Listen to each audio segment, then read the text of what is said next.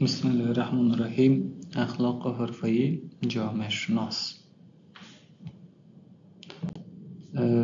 مقدمه: اخلاق حرفه‌ای در جامعه شناسی به عنوان مجموعه‌ای از اصول و ارزش‌های تعریف می‌شود که رفتار جامعه شناسان را در انجام تحقیقات، تعامل با جامعه، همکاران و مشارکت کنندگان در پژوهش‌ها هدایت می‌کند.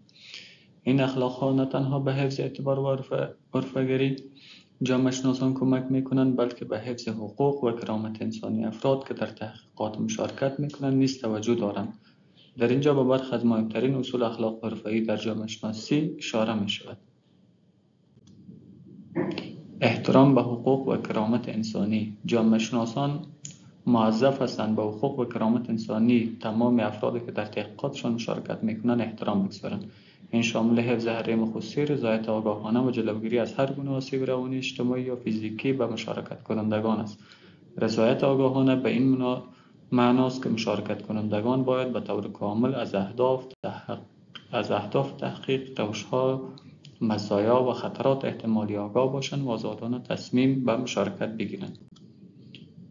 دوم، شفافیت و صداقت علمی است. جامعه شناسان باید در تمام مراحل تحقیق از طراحی تا انتشار نتایج شفاف و صادق باشند. این شامل گزارش دقیق یافته‌ها، عدم تحریف داده‌ها و اجتناب از هر گونه سوءگیری یا دستکاری در نتایج است. صداقت علمی همچنین به معنای اعتراف و محدودیت‌های تحقیق و ارجاع مناسب به کارهای دیگران است تا از سرقت علمی جلوگیری شود.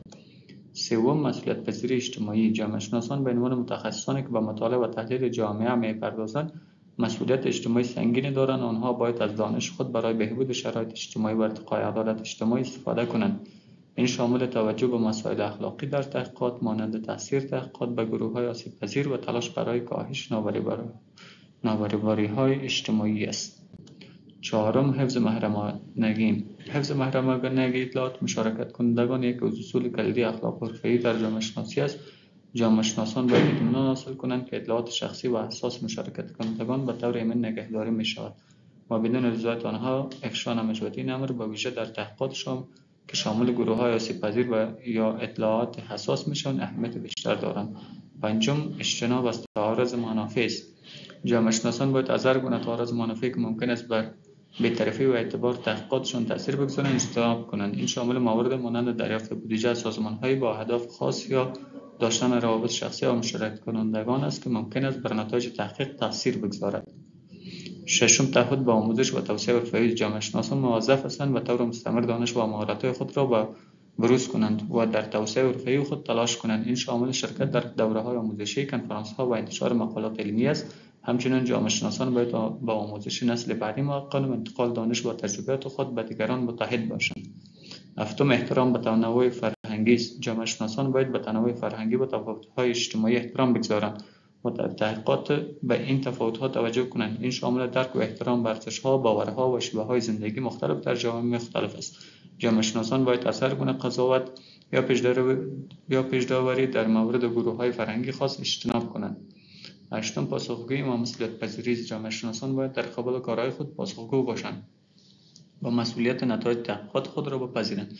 این شامل پاسخگویی به جامعه علمی، مشارکت کنندگان در تحقیق و جامعه به طور کلی است. جامعه شناسان باید آماده باشند تا در صورت لزوم تحقیقات و روش‌های خود را توجیه کنند و در صورت بروز خطا آن را بپذیرند و اصلاح کنند.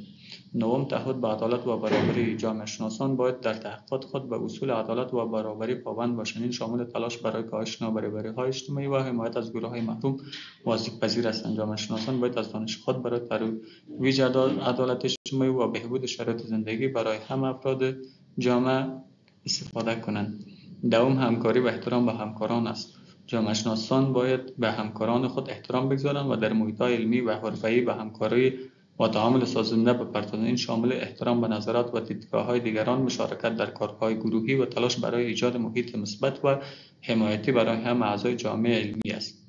در نتیجه، اخلاق حرفه‌ای در جامعه شناسی نقش اساسی در حفظ اعتبار و حرفه‌گری این رشته است.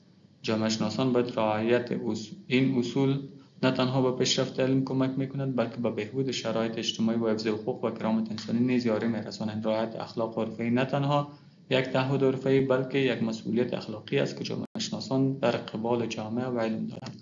تشکر از توجهتان. می توانید سایر ویدیوها را هم بیننده باشین. صحت سلامت باشین.